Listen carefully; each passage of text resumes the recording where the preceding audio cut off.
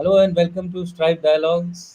Very good evening to everyone, all our viewers, and those who are going to view this video even after it is closed. Today is a very special day. Today is our 50th episode, or you can say Golden Jubilee episode of Stripe Dialogues. So we have come a fairly long way since this particular uh, story of ours began, our think tank began. And to celebrate this, we have a largest panel today and a very, I would say, important topic to discuss.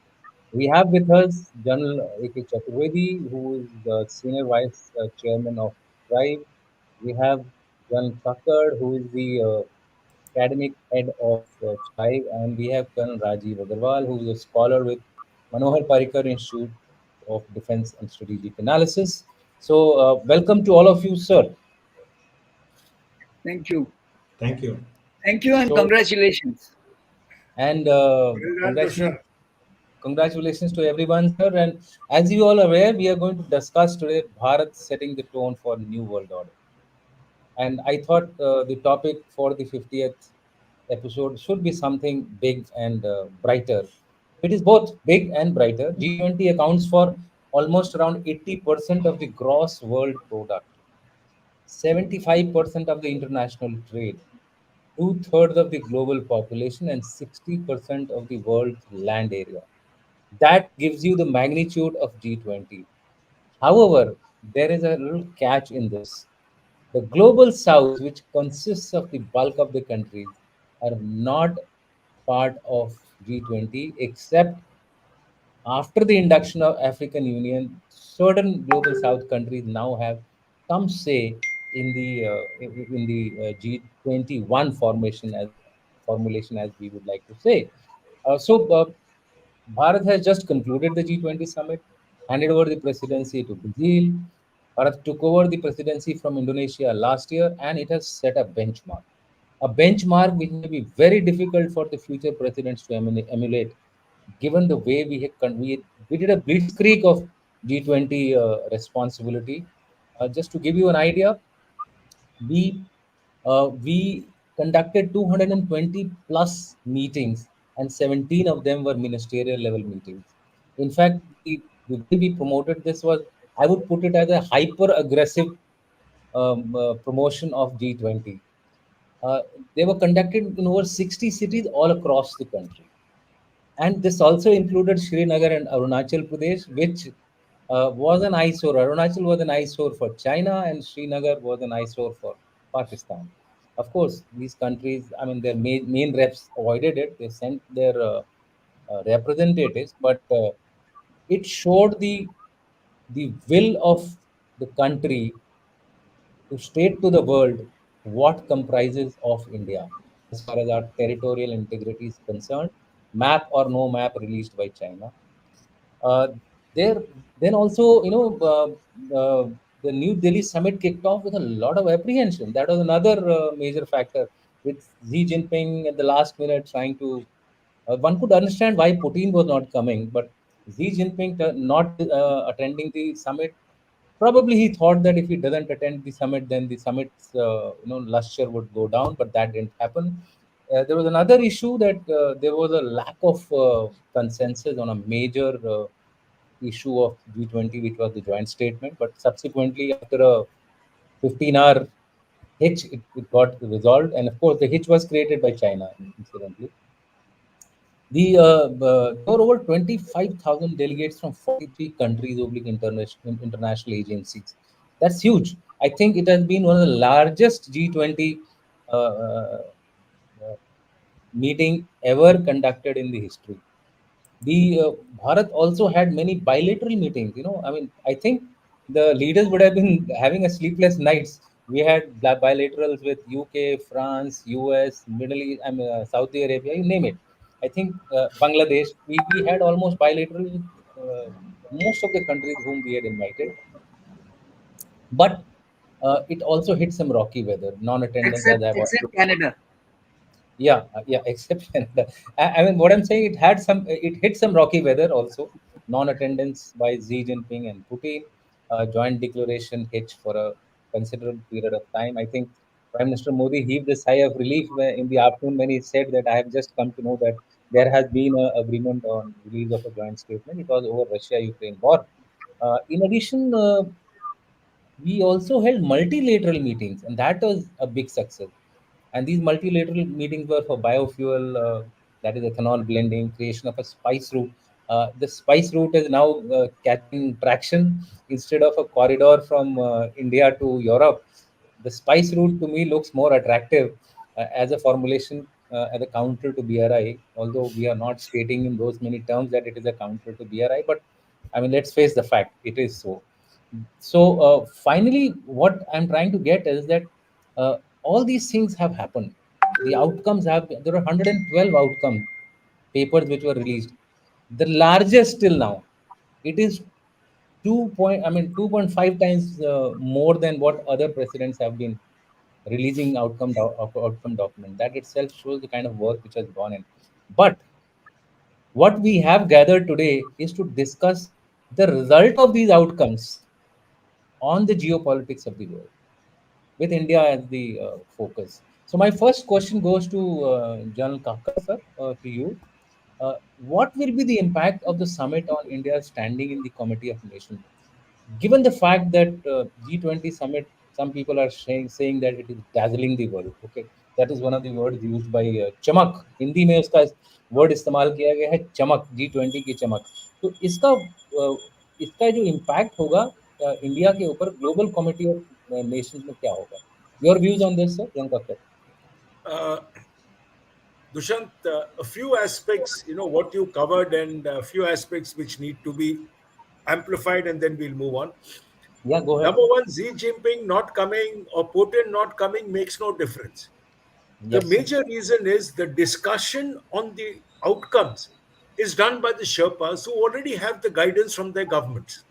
That's They right. are the ones who did it, and that is how it came out. The leaders have nothing to do with it then.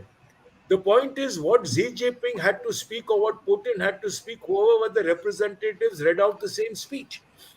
The yes, fact is that they missed out on their bilaterals, and Xi Jinping not coming was because, after all, as the emperor of China, the number two country in the world, the most dominant one in Asia, will not get a bilateral with the Indian PM, nor would there be a pull aside, nor will there be anything other than the mandatory handshake. So for China, this is a setback. And for this setback to be overcome, the best way out is don't give a reason, don't come, and let the speculation go. And that is why we keep speculating. We don't look at it from Xi Jinping's view that it is more to save his own prestige. Secondly, this is possibly the only summit, or maybe one or more before this, where you never had a single protest. Otherwise, every summit, if you have a look at history, there is violence and there are protests all through.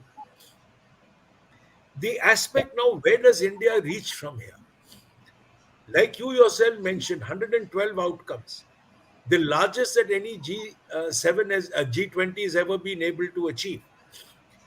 The inclusion of the African Union. Now you've got to link it up with the BRICS summit, where PM Modi again raised the point of Africa in the BRICS summit. You got to link it up with Jay Shankar's visit to Tanzania, to Uganda. In Tanzania and Uganda, we've opened educational institutes. We've opened an IIT there in Tanzania, and we've opened a Forsenic Institute in Uganda. या So India's soft power reach, along with vaccine diplomacy, along with aid, along with food diplomacy, we've actually now, and the inclusion of them into the G20. No wonder the African Union president said that India is a superpower. The reason being that you've actually now become the voice of the global south. As far as the rest of the world is concerned, the agreement on all the outcomes, despite the Ukraine war, when you had to change the wordings from a war against Ukraine to a war in Ukraine, that's the only change that you made. या But the fact that they all went in for it, except Ukraine, which was crying and is not a member of the G20. But that's the right. fact is that you were able to pull the West that is, sorry, the G7 and the Russia China, two different groups, into a common understanding. Yeah.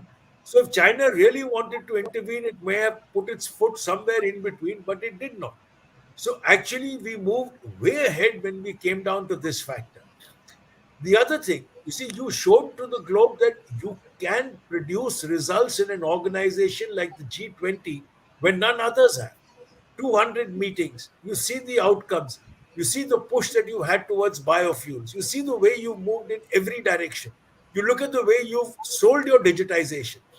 Now, giving 1,000 or 2,000 rupees on a UPI to every delegate who came in and let him attempt it and let him use it while Yeah. he's in India. The fact is, you've advertised your UPI free of charge through almost 30 odd countries. You had 40 heads of state or heads of Yeah. organizations who were present. So you've actually sold India. You look at you mentioned Srinagar. You also forgot to mention Ladakh, where again China and Pakistan cried. But Yeah. when you mention Srinagar, you look at the impact. Miss World 2023 is going to be in Srinagar at the end of the year. So you see the way things have begun to move. The last Miss World was in Bangalore. And today, look, where is it jumped from Bangalore to Srinagar? Now, Srinagar. if this is the way you're able to sell the country, if you, I mean, there's nothing else, but the fact is that India is now on top.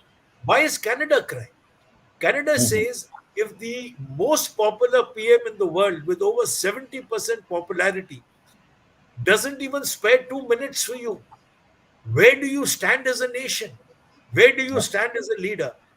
The criticism that has flowed onto Trudeau from his own people that you've gone to India and in a country where, I mean, where you've not even been looked at, you've been ignored. And the most interesting part was in his press conference where he tried to justify the crap that the slap on the wrist that he got from Modi. Mhm. A reporter asked him a simple question: what was Canada's contribution to the G20? And Trudeau was fumbling for words. Yep. Yeah, or that was where he ended up because there was Yeah. nothing that he could say. He That's had right. no bilaterals, he had nothing to do, and then he wasted another 36 hours sitting in the hotel with no other further work. So, I mean, India put those countries that it wanted in place. It enhanced its relations with those that it wanted to build up. It displayed to the world its power in it, that is, it is acceptable to every side, whether you're the east, whether you're the west, whatever side you are, you're acceptable as a nation because you're India. You can pull diverse groups together and get them to produce results. So at the end of the day, it's just been a win-win for India, and I leave Yeah. it at that, and I say that's where we stand today. Okay, so the sum total or the key issue which I feel General Kakkad has really focused on is the centrality which India has achieved of its position in the global world order, which has come out very clearly. With the African Union president also mentioning India as some kind of a superpower. I would like Jan Chaturvedi to point at one issue out of the various aspects which General Kakkad has discussed, which to your mind is probably the most deciding or most impacting factor as far as India's position in the global committee of nations is concerned. Is India now becoming a pole, or it will still remain a swing power? That's the point which I'm trying to mention. To my mind, we have miles to go. But one of the your point that one issue which gave heft to India in this was getting everyone to agree to African Union becoming 21st member of G20. So that is to my mind is one of the very important. If you slightly go back in the Pew Research, it was found that Africans are beholden to China. The, Yes, they are that's part of substantially part of BRI also, yeah. and but that relationship is quite transactional. But with our vaccine diplomacy, with our certain support on account of food grains, and now this. getting membership to those 55 members. And it gives hope to Indo-Pacific islands. And we Yeah, will talk a little more about them subsequently.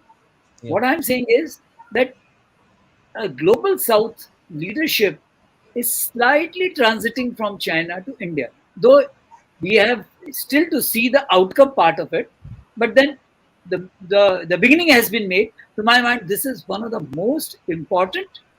And in case if I have to give one more, that reclaiming, I won't say that spice route is a new idea. It's a reclaiming an old idea. 2000 years back, there was absolutely. a that We India's are, economy was flourishing because we of had a, its relationship with Roman Empire. and Now we had we a are thriving, reclaiming, trying to reclaim that, we and had, we had a imagine. thriving, we had a thriving trade with entire, African subcontinent. Yes. So this will help us to build that relationship once again, and we will, Correct. and this will be a hope for many of those. That Modi's one sentence is that without loan. That is the important, because people, the stakeholders in this are not downtrodden. I mean, they are not global south. They're some of the richest countries of the world, and that Yeah. is how. This is a second point which I feel is a very important outcome which has come. Although it will take some time for it to develop, but then the beginning has been made. These are Okay, the two Rajiv. things. Thank you, sir. Rajiv, coming to you, I told Janil Chaturvedi to pick one issue which kind of outshines the other as far as the G20 summit is concerned. I want you to do the reverse. Pick one issue where probably we somewhere have not been able to achieve that kind of a aim which we wanted to achieve as far as G20 is concerned. Any, I mean, if it comes to your mind, could you point a finger at that?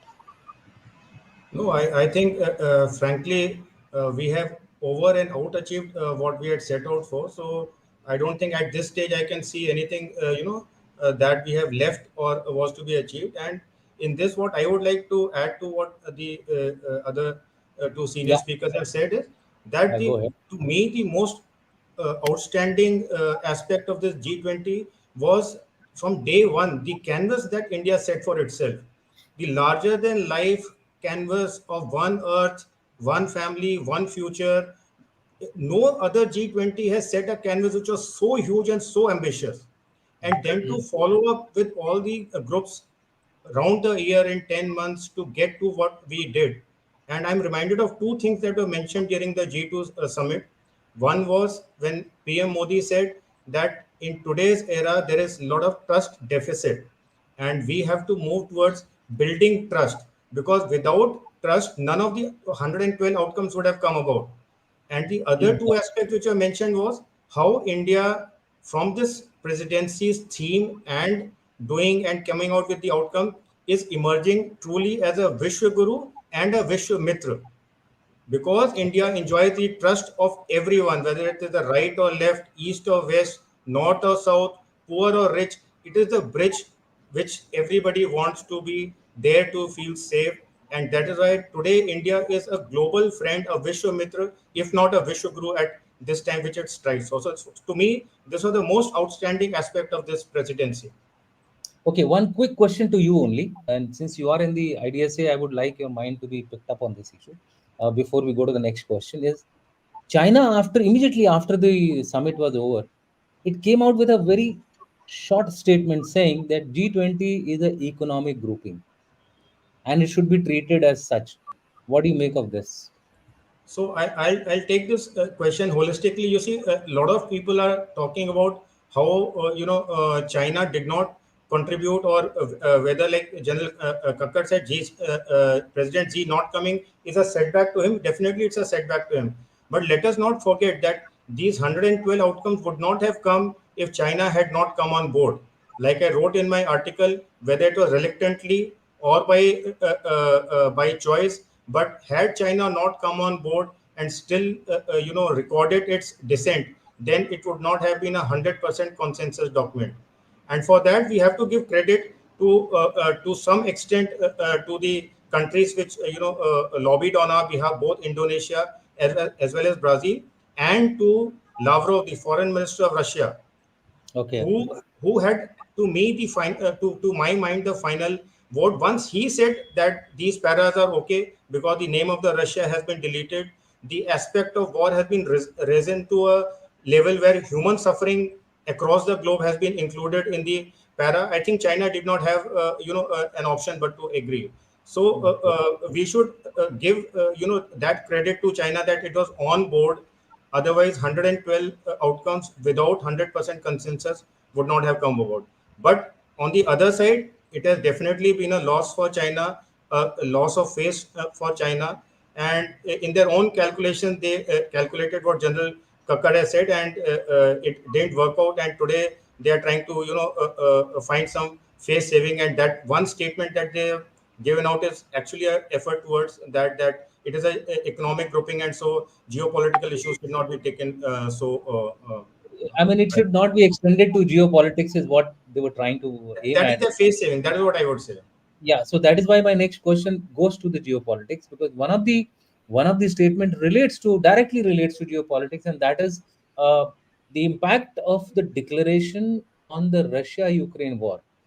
What is going to be the impact on the future of Russia Ukraine war with this? Is it just going to be a semantics, or will there be some kind of an impact? I'm referring to as the grain deal, etc., etc., which are now struck up because of the Russian position in the Russia Ukraine war. A quick comment from you on this issue, then we So will the move on to first the thing next. that comes to mind is when you take the outcome of the G20 and the Delhi Declaration is that it has proven that Russia-Ukraine conflict is not the most important issue on the global table. And that is why when you have 20 heads of state plus the European Union plus the other members who are invitee and they also have a voice agree to it, you have to accept that Russia Ukraine war as it stands in September 23 is not the most important thing. So, what is most important? More important are the issues which the world is facing in terms of the increasing poverty, the lagging behind in sustainable development goals, the climate preservation, which the world has acknowledged. Second point regarding the Russia-Ukraine war is I think when the Bali summit took place in November 22, the conflict was only into its first summer and winter had not yet set in, and there was some hope that somewhere down the line, the lines will freeze and maybe some kind of a end of conflict would be there. With more than a year gone by and the second winter now about to set in, there is a Okay. sense of inevitability about the extension of this conflict, as also fatigue to my mind in the Western nation that this conflict is going nowhere.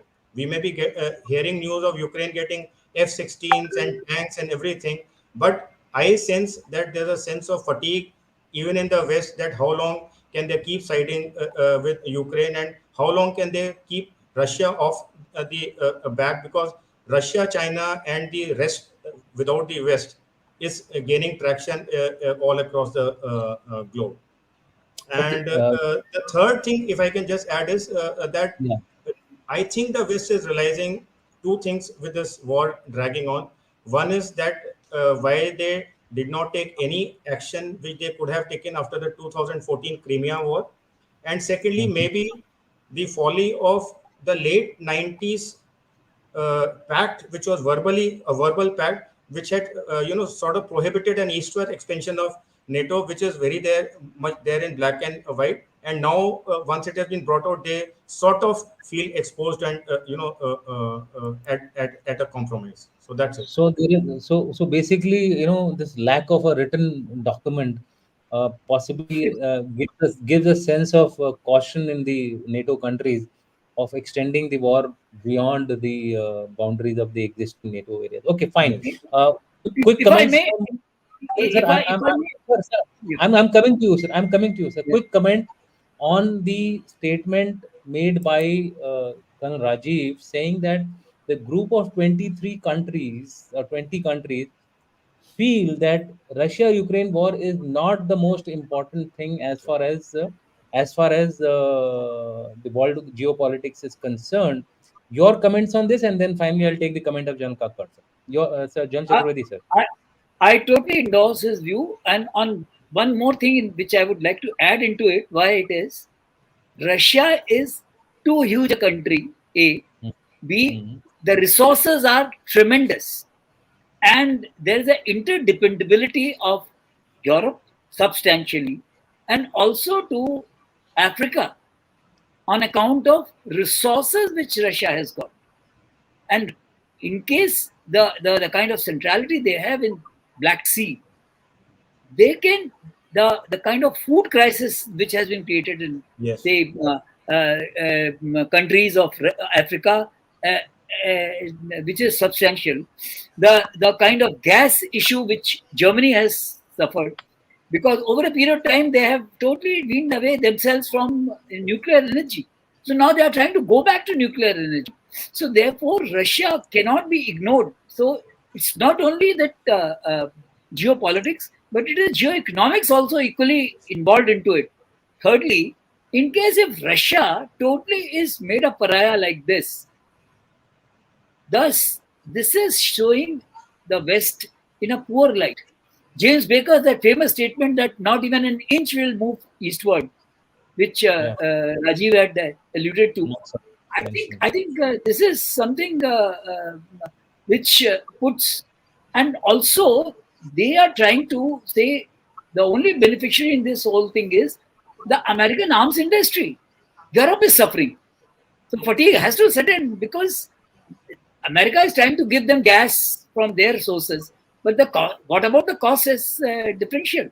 So therefore, to my mind, Europe has also realized that this Ukraine war is not the most important war, and there are other things.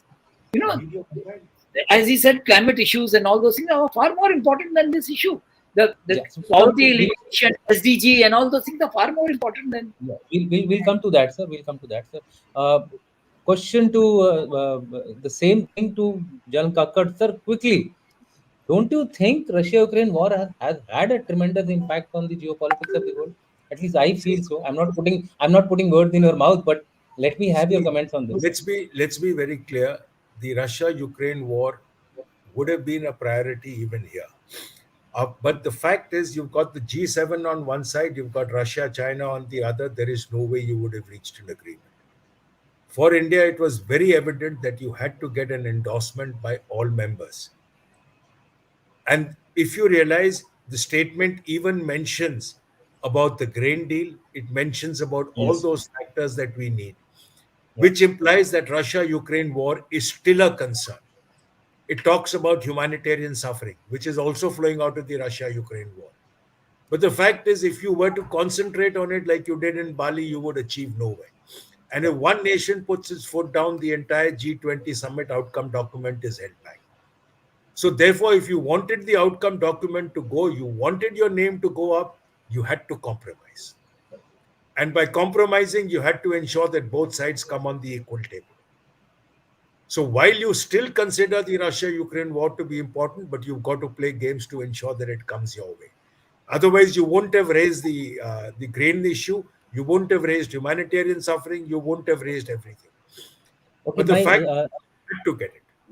thank you, sir. Thank you, sir. So next question goes to Janil Chaturvedi, and that seems to be his favorite expertise, and that's about climate change. The goal which the declaration has set for itself of 1.5 degrees, restricting the global rise in temperature to 1.5 degrees centigrade, and as a whole, the importance of climate change and the role of G20 as also the push which India has given to this particular aspect, although India may not have been successful itself in achieving that kind of target. What do you have to say on this? What your comments on the climate change in specific and the goal which has been set by the G20? The first thing, let us be clear about one thing. Climate change is something which is inevitable. Gradually, it does take changes because there are three things. One is the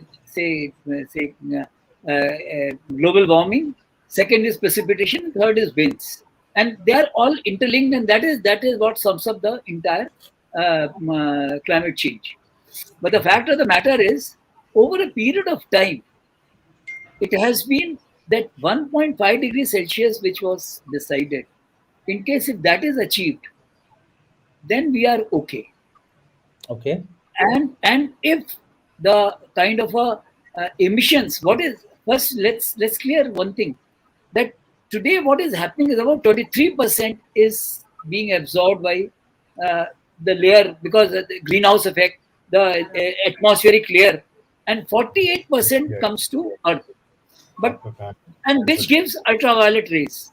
So now, there's the more important is the from the technical side, is more than technical side is the outcome side, that it is impacting the agriculture, it is impacting the say the complete monsoon pattern. It is more important is the sea is rising. Now sea is rising. There are certain countries, in case if it is not addressed, in case if it is assumed that by 2100 it will rise by 1 meter, and by that time Netherlands 47%, Mm-hmm. and even China about say 16%, Bangladesh, all these countries, many of them would be quite substantially impacted, and that will result into major migration of population inside or outside. Now, if that happens, it will be a very major issue. Now, the food would be much lesser and lesser because of the, and so therefore we have to go for mitigation right from beginning. Now, what is happening is that here the role of developed country is very important. They are 16% of the population, and 33% they are contributing to the waste which they are generating. Now, Yeah. what happens to that? Now, secondly, you have to find technologies which can convert this waste into useful things. A. Second thing is that what you need to do is you go to more and more into say renewables, and that is where this G20, one very important outcome is International Biofuel Alliance. You know, US, Brazil, and to certain extent India has been part of it. But more and more that biofuel, in case if we go, which is causing less than fossil fuel. And so we have to keep on reducing the dependence on fossil fuel, oil, and gas. And whereas go for more and more renewables, more and more for biofuel, more and more for nuclear energy for utilization. So therefore, I mean, I won't say this is.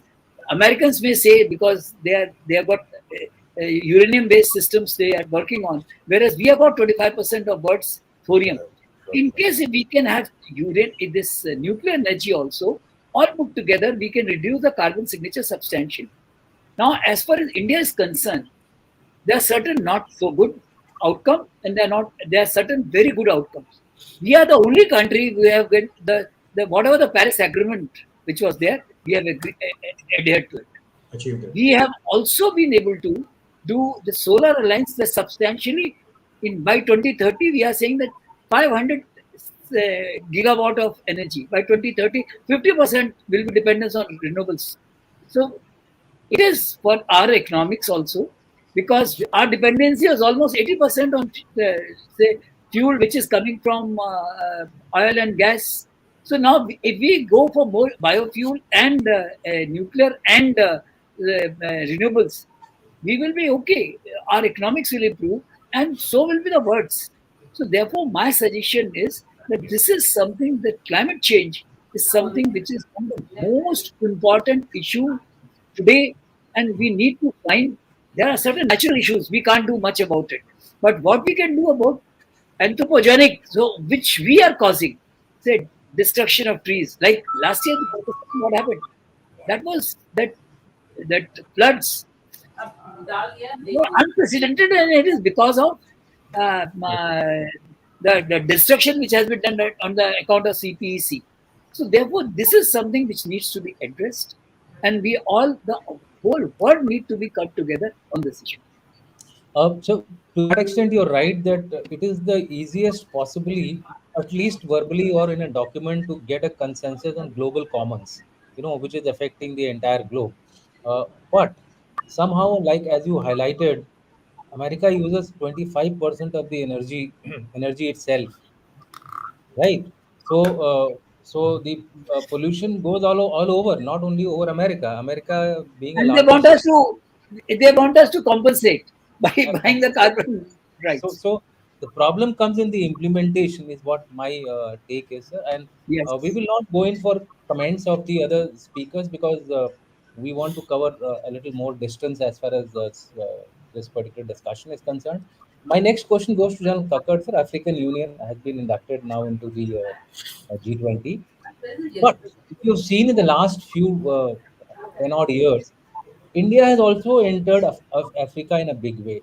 When I say big way, the difference between the investment of China and Africa are very marginal. In fact, when I checked up last year, it was around 70 billion and 75 billion. That was the difference of about 5 billion. It may have increased now, but do you think this emerging competition within Africa between India and China is going to have an impact on the China-India relationship? Your comments on this? See, as far as Africa is concerned, both India and China are moving in. Not only India and China, even the US Yeah, is moving in. even the There West is is the moving. Yeah, there is that libido corridor which the US has, in fact, increased its investment, which connects two countries to the port in Angola. Right, they're also going in for a corridor, north-south corridor in Africa. Now, all of this is a challenge to BRI. BRI, everybody is aware, including African states, that it's a blood-sucking machine. I mean, people talk about it as a debt trap. I'd call it a blood sucking machine because it pulls away all the strategic assets, which is what China looks to grab. And where it can exploit, it is looking at taking hold of those assets. In weaker African countries, it's taking over their forests, cutting the forests, actually driving the economy down the drain, impacting climate change, impacting a lot. Now, India can't match China in terms of the quantum of investment, but you're looking at it in a different way. It's not funds alone. The nation, the continent needs a lot of support. When we put the ban on rice export in the month of July, we have permitted it to go to African countries which are in need. Senegal and two, three more were already cleared then. We imposed a wheat cut last year. We've again reimposed it this year, but we're permitting it to go.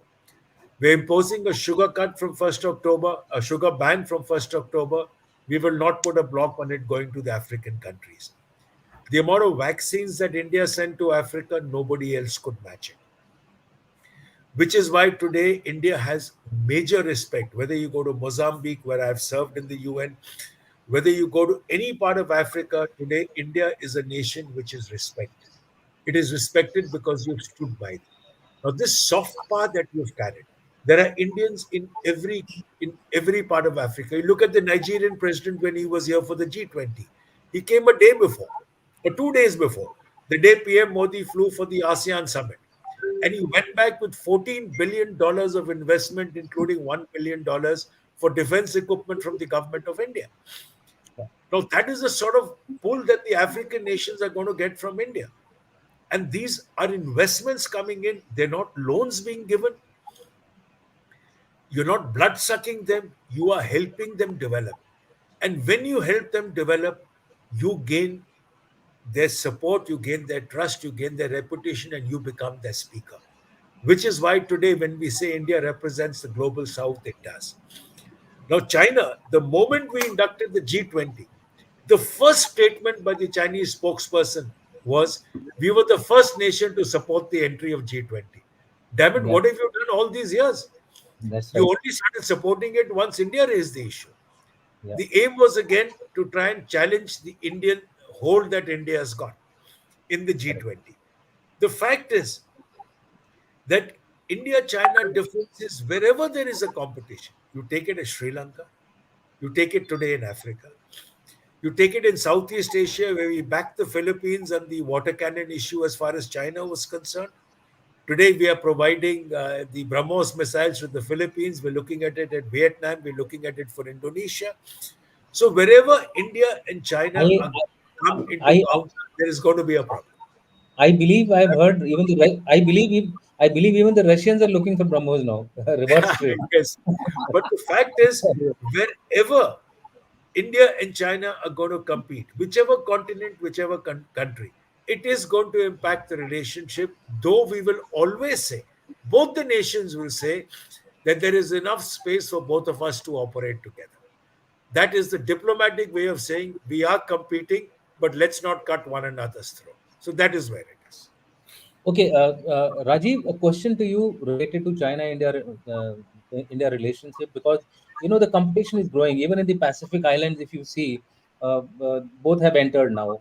The Chinese entered first. India has also started having that forum for Pacific Island and India forum which they have started. So there is some kind of inroads going into the fresh markets, fresh areas. This is going to increase the competition, and competition invariably leads to confrontation at the borders. What do you have to say? Are you likely to see some kind of a increase in hostilities as far as the LAC is concerned? Your quick views on this.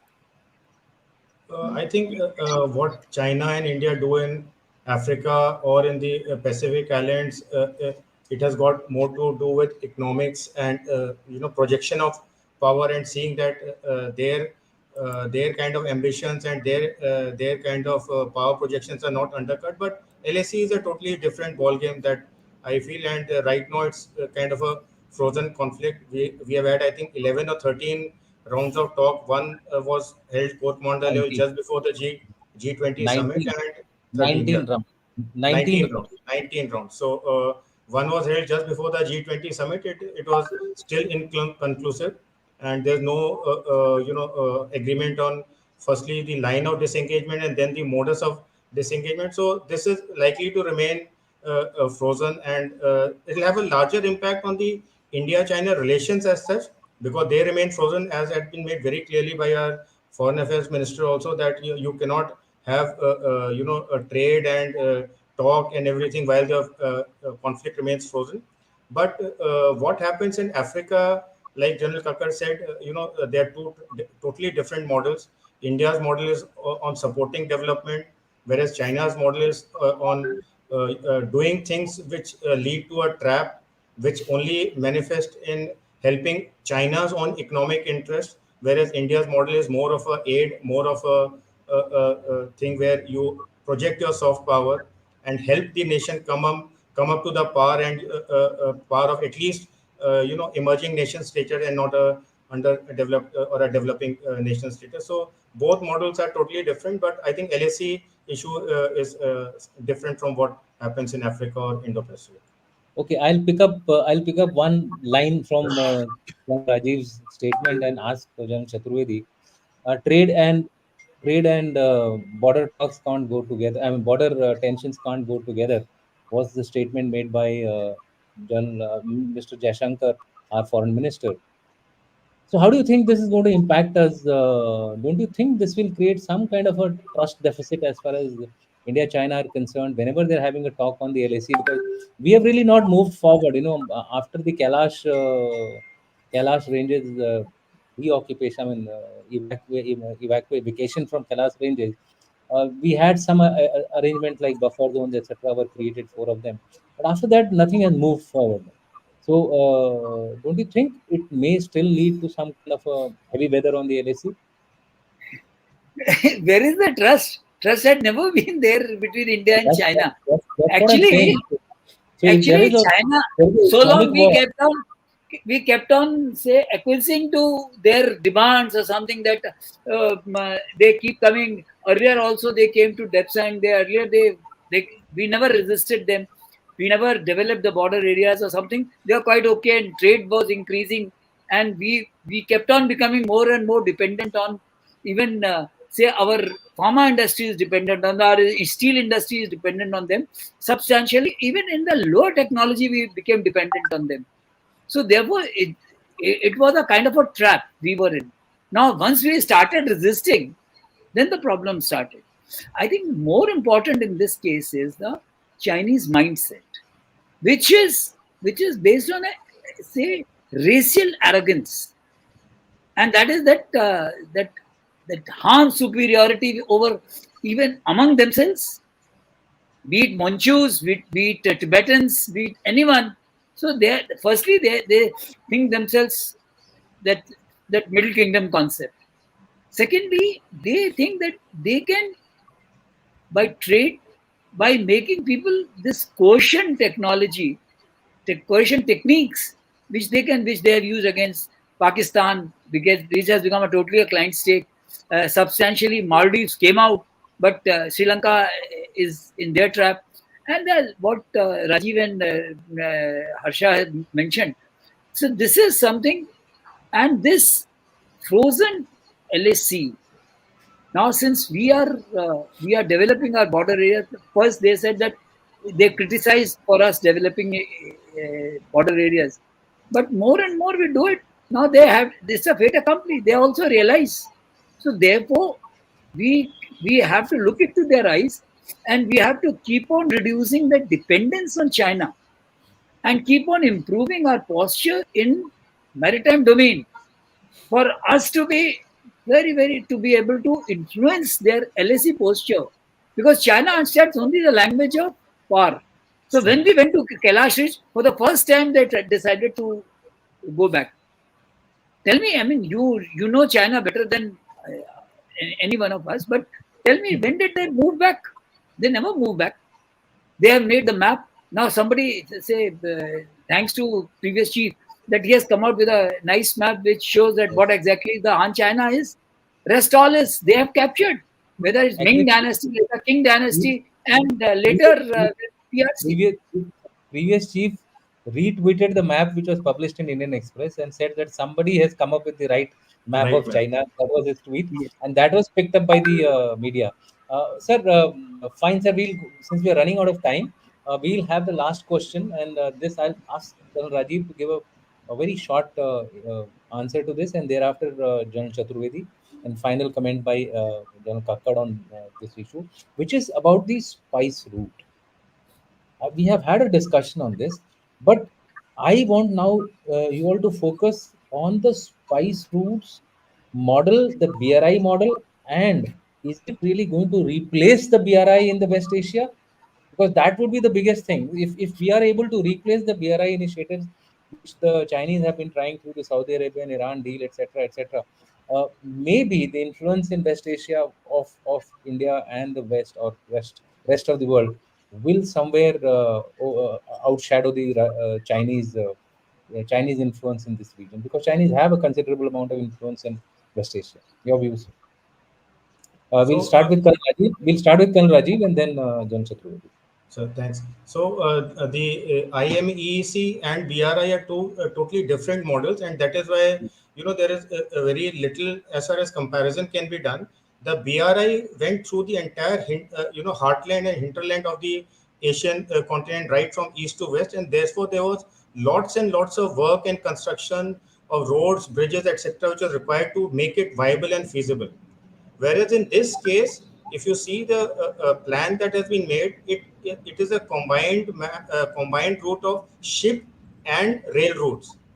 In the rail routes, the major part of the rail route is running across the Middle East, for which there is already work on in terms of a GCC, Gulf Cooperation Council railway infrastructure, which was been in the doing for last few years. So when you compare the BRI versus the IMEC, the first giveaway is that there is very little infrastructural work which is required to be done in IMEC to make it functional and operational. It is a geopolitical will of the countries which are en route and which are bound by this corridor, which is more important. And that is why the prospects of IMEC becoming very successful model are more as compared to BRI, which is run into all sorts of problems because of infrastructure, because of land crossing through different countries. And now we all know the latest, where the only G20 or G7 country, Italy, which was part of the BRI, has announced the pullout. So BRI is in trouble, and IMEC is a very viable and feasible option in a short period of time. Okay, I think the point is well taken, but my question was really a little more than that, and that is, will BRI start losing steam as far as the rest of these countries are concerned? Italy has pulled out, etc., because of this IMECC initiative. General Chaturvedi, sir, your Uh, views on this? my sense is, firstly, that IMEC concept, which is spice route concept, shows two things very clearly. One is that sense of Indian planners in conjunction with rest of the world, a very, very in-depth study of history. You know, this was the route which was from classical times it was going on. So when the Spanish, that Tancho gave this about say 2021, this paper he published, and where he said that this is feasible. Now, the important part of it is that second is the geopolitics of the area. India cannot think of going through Pakistan, Afghanistan, Iran, and the Chabahar to that INSTC is becoming, because of Russian Yeah, sanction, is becoming a problematic. correct. India and US, these countries have been working on this for some time. You know, if you recall, Modi, when he went to US, on his way back, he went to Greece. So Perus, he just got it, that which has been built by China. That is the terminal point for entry into the say Europe. Secondly, Haifa, Adani has going for it, though part of it is still with China, and therefore this is the classical route. Not to start with, even if Atal Bihari Vajpayee said that our strategic neighbors are up to Aden. So now up to Aden we will reach first. That is sea route, and which is possible. Second is that railroad, as Raji very rightly said, that work has already commenced. Then third is that from there is a Jordan and Israel. They have got, notwithstanding what their statement is, but they are supporting each other. And post that ship in 20, when it got stuck in Suez, you have to find a way out. So Haifa assumes that importance. Now, third thing is financial part of it. Now, financially, unlike BRI, here you have US, one of the stakeholders, European Union, which is Germany, France, and Italy, three of the most important countries. GCC, India has got a maximum trade, and also they are cash rich. They are sitting on the, say, Saudi Arabia, UAE. They are very, very rich. India has got technical expertise. So, therefore, to my mind, firstly, let us, I go with what Rajiv says very rightly, that these two are different models. And for the time being, we should not try to say this mutual exclusivity that we will replace them, because that is where we will start having a problem. First, let this become a functional. Let people start seeing the relevance and importance of it. Because if you notice in this case, what will happen? Even China will not be able to ignore it. From Gwadar, instead of going somewhere else, they will use this route to reach Europe, because Trieste is no longer available to them. So therefore, even China will be, even say countries of Africa, say Mauritius and all, they will find into it. So More therefore, con- this is something which is possible, and this is, firstly, let us make it feasible, and the technical expertise of India, because that one of the agreement with the Saudi Arabia has been that undersea cable for yeah, electricity. Now, electricity, that is one. Hydrogen, second. All pipelines with Oman is already working on, India is working on. With all these things is becoming, so not only the, say, goods, services, and energy also would be, this will be the very useful route. To my mind, let this become, the I2U2 concept will also be useful in this case. That is what I okay. think. Okay, I think, sir, we have absolutely run out of Dushant, time. Dushant, Yes, sir. Yes. Dushant, we need to take two things into consideration somewhere where we missed. Yeah. Let's go back a little bit in time. February this Hmm. year, Hmm. Adani taking over the Haifa port. Yeah. You I mean to Yeah. said, say, you mean to Yeah. say, I mean, this entire corridor was nowhere in the thought process? Come on. Would have been. Would have been. And then Definitely, it was there. subsequently, when the It was. PM went to It, Greece, he's now I taking agree. over one of the two ports in Greece. Yeah, So I you see, agree the with you. point is there was a lot of thought given to this for quite some Yes. time, but Yeah, we definitely. tended to gloss over it. Hmm. Secondly, the construction of the railway route will largely be done by the Indian Railways, who already have an expertise and are already involved in it. So Absolutely, you see, absolutely. the third aspect, and I will leave it here, every stakeholder is pumping in money. Yeah, If you're pumping in money, you're going to ensure it works. yeah, Whether it's the GCC, whether it's the EU, whether it's the US, whether it's India. So that is where the intention is. And we were thinking way ahead when Adani was there in Haifa in February.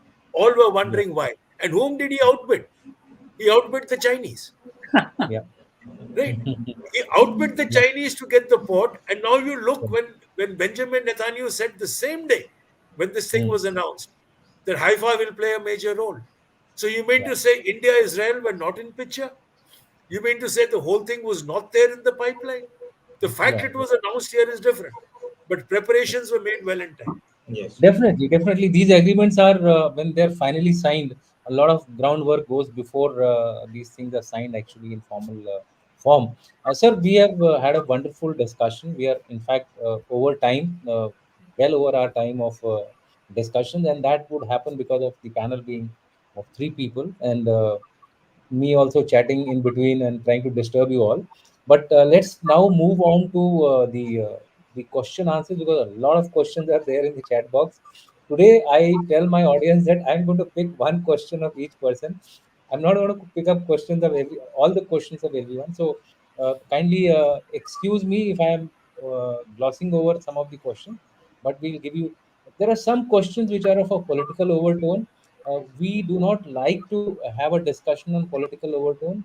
I'll just give an example of this, and if the speaker wants to give a comment, it is up to him. Otherwise, I'll leave it at that. And this was basically related to this question asked by JBJP. Ask General Kakkad, sir, Miss World will be held in Kashmir, but what about justice to Jammu? Jammu has been made a second class internal colony of Kashmir for 75 years. Ladakh got justice, why not Jammu? So I leave it to you, sir. You want to give the I comment, you give it. actually, I just want to say one thing, and I'm not going to get into it because there are lots of issues which I would not want to discuss on a public platform. The fact is, Jammu is not going to be ignored. You've got to see the way development is moving towards Jammu, especially with the way industries are coming into the belt. Srinagar was way behind the way one looked at it in terms of development because of what it went through for 20 for odd 20 odd years. Today the catch up process has begun. Jammu was ahead, it's going to remain ahead. Yes, if you're looking at it in terms of statehood, I don't think you can split a J&K into three union territories. It doesn't make sense. I leave it at that and I won't get into further debate. Okay, I think JBG and Jakpreet Batraji, you will also understand why we are not tackling your political issues here, because it will unnecessarily create, some kind of a debate which will go to a totally different direction. And this is a discussion on the G20, on the brighter side of our geopolitics, geoeconomics.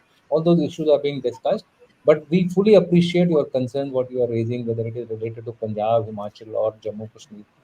They are a burning issues, and we'll leave it at that. We have next question, which is coming from Rakesh Bhatia. India's message to the world post G20 summit I'll put, probably is that the world must move away from imposing ideologies on others and rather work towards economic development of all. Views of the panel, one word. I think I agree with this. Uh, I think all of you, it's just a all of Agreed. simple thing, Dushant. It's just one simple thing. yeah, The US tried to impose this ideology in Afghanistan. It failed. mm, yeah, It tried to do it in Iraq. It's failed. So wherever you try and impose an ideology, it doesn't work. So that yeah, is why the Soviet state. Union imploded. Hmm? Soviet Union imploded. You look at it in Vietnam. China Vietnam is today communist. So I mean, coming. it doesn't work. That's it.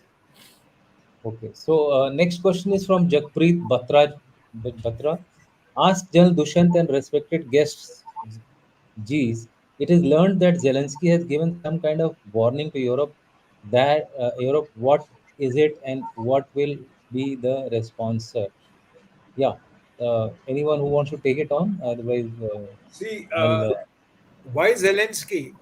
Yesterday, the U.S. Secretary of State Blinken made a statement that in case Russia is keen for talks, we can move forward for talks. Yeah, yeah. Zelensky has been saying all through that there will be no talks. We'll fight to the end. We'll get every inch back. We want money. We want weapons. We want equipment. The West has now realized how much are you going to pump? How much of your own economy are you going to drain? Uh, Ukraine can pay back over the next 70 years, but currently today you're losing the money. And that is why even Blinken today is now hinting towards talk. But Putin is now waiting for the fun to go. He's waiting for how long more are these guys going to pump it. So there is Zelensky's threats and Blinken's views are absolutely contrary to one another. So anybody else would like to contribute to it? No, so like I said, I mean, there's a sense of fatigue with this war, and people are thinking of how to move on. General Chaturvedi mentioned about the food crisis and the energy crisis being associated with it. So it's not just the military conflict which has to be seen by what is being seen by Ukrainian President Zelensky as his only concern. The issues are larger and more interlinked than just the military conflict. Okay, I mean, Actually, yes, yeah. Zelensky is seeing from his perspective, whereas rest of the world has to see from a larger perspective. A larger perspective is not Ukraine alone, because there had been problems with Ukraine, and Ukraine, it's not that they had been very say paragon of virtues in the Donbass area. So the way they had been doing this thing. So therefore, this is a problem, and the problem is 1954 when Khrushchev presented Crimea, which was not part of Ukraine traditionally. So therefore, I think Zelensky has very little case, and I think sooner he realizes, better it is. And if he doesn't realize that, God has to make him realize that, friend, this is and no more. Okay, I mean, what Jagpreet wanted to know was some andar ka khabar. The andar ka khabar is that the European countries are now actually giving clear messages to Zelensky that this war is heading nowhere, and we have to find a solution to the problem, and for that you have to move in for talks. See, even if the promise of F-60 by Netherlands, it will come next year. Will he be able to sustain till that time? And then there has to be training on these new equipment which are Western oriented. Till the time it was Eastern Bloc equipment, they were able to Now, handle it. does Zelensky realize this F-16 means giving a capability of nuclear arms? Yeah. Do they have? So, So what Russia will do against this will be disastrous. Americans will never allow. I mean, this is something. And where will that F-16 will take off from? correct. Ukrainian airfields are not suitable for F-16 to take off. The kind of state they're in. So therefore, F-16 is a ruse. Okay.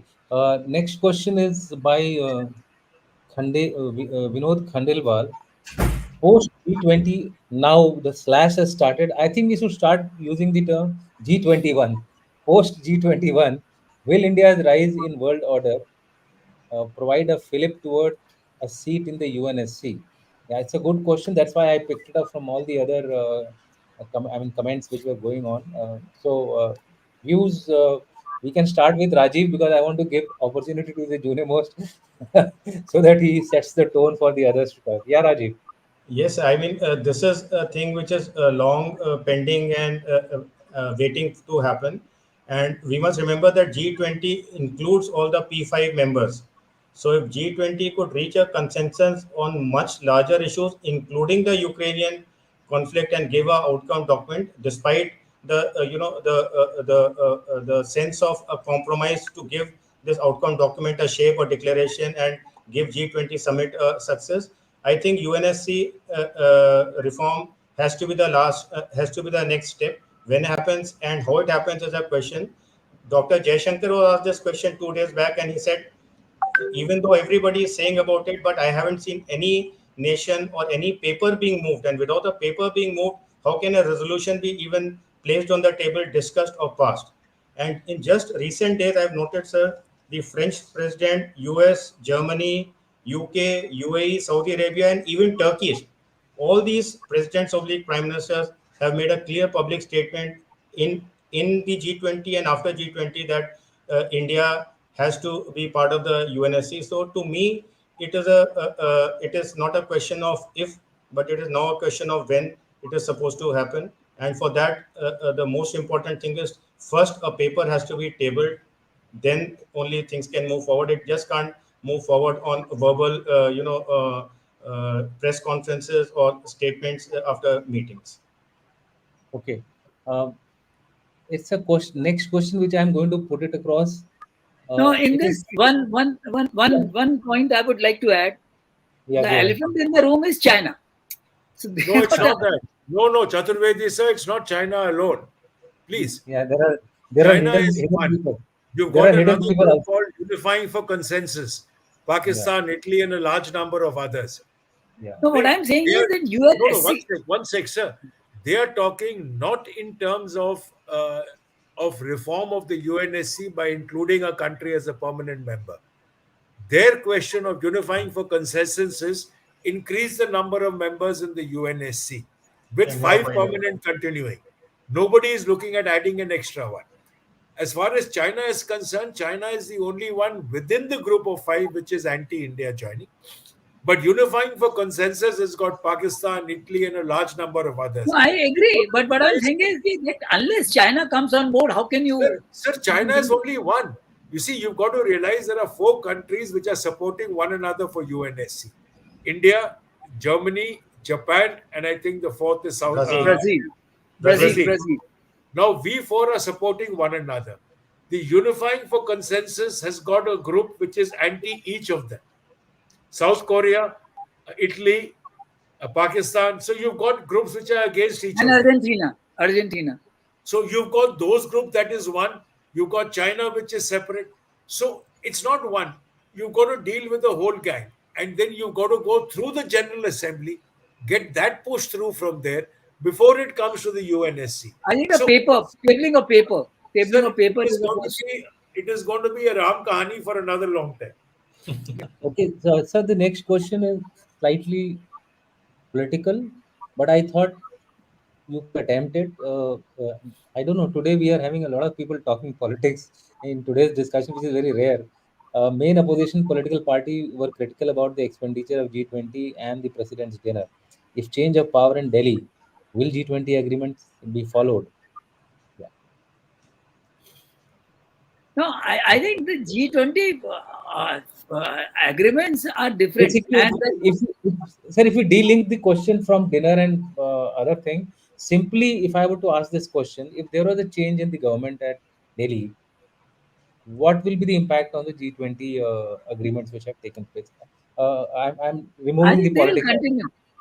I think they'll continue. To my mind, they will continue because they have got a far-reaching implications, and on these issues, while in opposition, one may say anything, but once you are in power, you will say the same thing.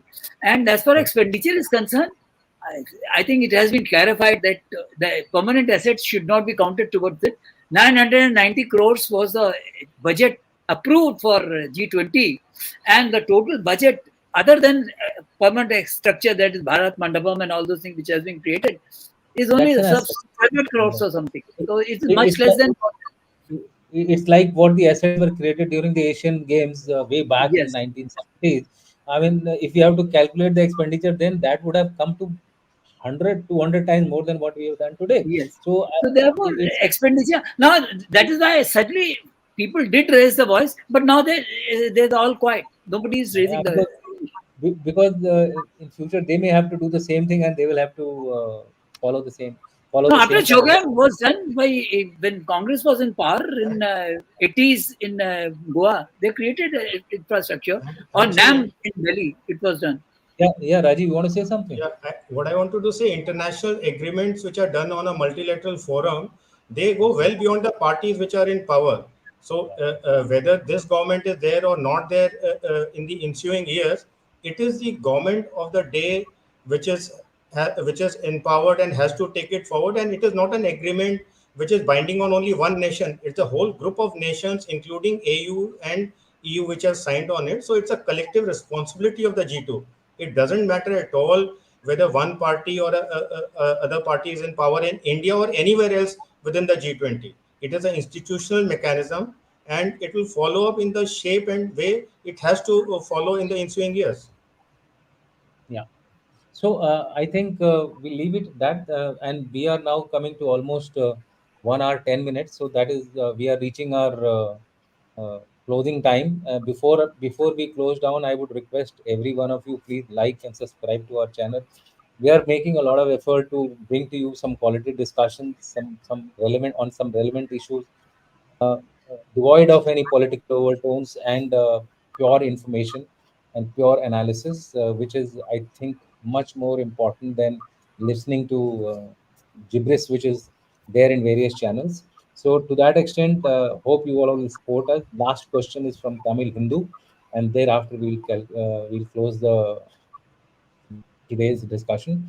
Sir, Poland has some ambitions on reacquiring some parts, that is Ukraine now. Do you foresee that happening? No, they won't. So, The West will not let it happen.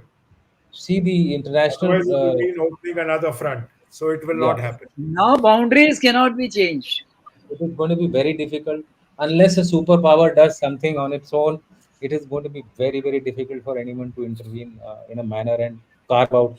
This was a news which was floating around. Let me just say, since I follow Ukraine war quite close, this was the news which was floating around about 2, 3 weeks back when who was the guy who was assassinated? Prigozhin. So when Prigozhin was Person. assassinated, in that point in time, Poland khabar was quite ripe that if there is something, Poland will enter and then it will carve out something for from Ukraine based on the historical perspective. But that is not going to happen. I think that was just a narrative built by some people. We'll leave it at that, sir. And thanks a lot to all our audience. You all have had an internal discussion on Punjab, Himachal, and Jammu. Uh, Please carry it on on your own. We will not answer those questions. Thank you very much to all of you, sir, especially to Rajiv, who has taken time out from his work in IDSA to be with us. He's taken permission to be on Thank you, this sir. channel. Thank you. And also to John Chaturvedi and John Kakkar, sir, thanks a lot. Before I close this thing, let me just play the our usual like subscribe music.